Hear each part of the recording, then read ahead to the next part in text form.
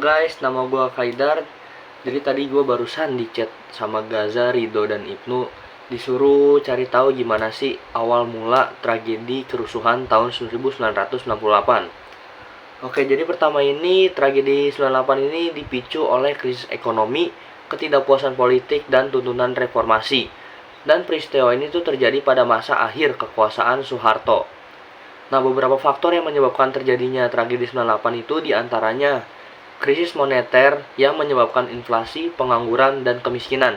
Kemudian, korupsi, kolusi, dan nepotisme atau yang biasa kita kenal KKN yang merajalela di pemerintahan Orde Baru. Terus kemudian ada ketidakadilan dari represi politik. Terus yang terakhir itu ada penembakan terhadap 4 mahasiswa Universitas Trisakti oleh aparat keamanan pada tanggal 12 Mei tahun 1998. Nah, karena penembakan ini awal mula yang terjadinya yang puncaknya terjadi tragedi kerusuhan 98.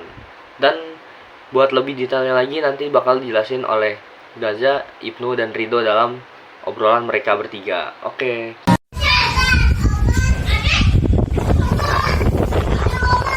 Ngapain? Banget. Apa?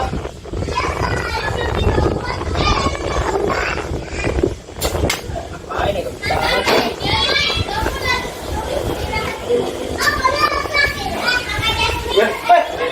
Ada gaya. Ya, aduh. Oh ya, aduh. Tumben kesini pada ngapain nih? Ini main aja, gabut. Ya. Ngapain aja kira ya?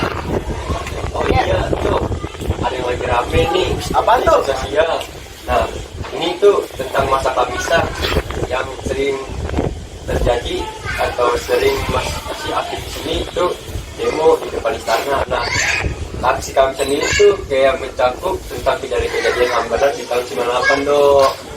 Wah, ceritain aja. Penasaran banget gue nih sama ceritanya nih. Gimana ceritanya aja? Jadi para masa aktivis kabisan ini menuntut pemerintah untuk menyelesaikan kejadian di hambaran tahun 1998 di masa kepemimpinan presiden kedua, yaitu ya Soeharto lah, tahu kan? Nah, awalnya, berbicara tentang kabisan, nah, gue bakal ceritain lu tentang kejadian 98 ini. Ya, oke. Awal reformasi itu terjadi karena krisis monarki yang dimana itu harga rupiah, nilai rupiah itu melemah, yang dimana tadinya $1 itu 2.000 rupiah, lambung tinggi yang dolar jadi 16.000 per dolar.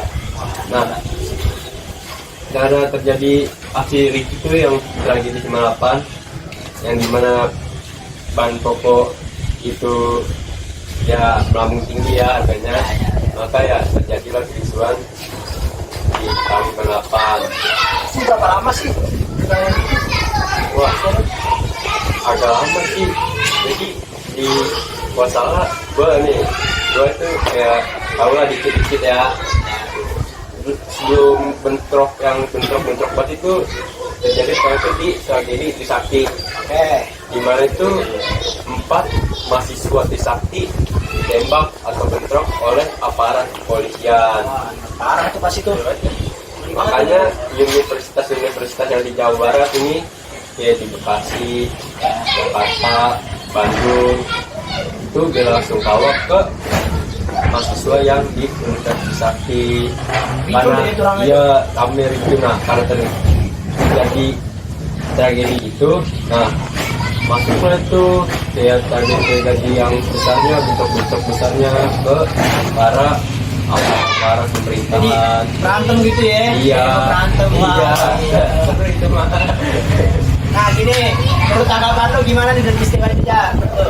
Ya, menurut peristiwa ini sih ya nggak boleh kejadian lagi.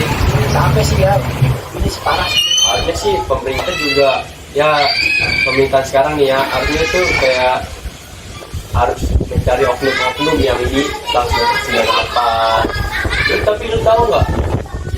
Ternyata presiden kita nih sekarang ini itu ada di balik dalam 98. Emang juga? Iya. Baru tahu gue sih, baca lagi. Jadi itu kan tahu sendiri ya kan, kalau Prabowo kan masuk dari Soeharto. Ya benar. Kan dia juga aparat militer di Kopassus. Nah, jadi itu menurut ini ya, banyak opini orang-orang ya. Prabowo itu disuruh oleh Soeharto itu menyuruh aparat menculik aktivis yang memberontak.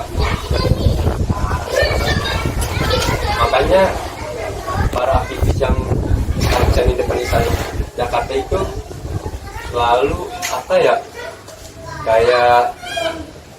menyuruh para aktivis lain kayak masa negara dipimpin sama orang yang melanggar HAM berat, ya kan? Ya, jadi ya 98 sih menurut gue sih tragedi yang ya nggak boleh diulang lah ya. Terus pemerintah juga harus ya gitulah menuntut keadilan yang sebenarnya lah ya buat aktivis malam. Ya keren banget ya, sudah banyak keren. Saya Informasi dari lo aja. Oke. Ini lu baru minum apa nih? sih. Lalu santai aja, minum dah. Mati lampau mati, kau akan terlahir berkali-kali. Syair ini saya dapat dari buku novel yang bercerita tentang laut bercerita. Mungkin dari kasus tragedi HAM berat 1998 ini, pemerintah dapat mengevaluasi terutama aparat-aparat yang menurut saya cukup anarki radikal. Dan juga Indonesia ini mungkin tidak pantas dipimpin oleh orang yang melakukan HAM berat. Saya Gaza Ikaladam, saya ucapkan terima kasih.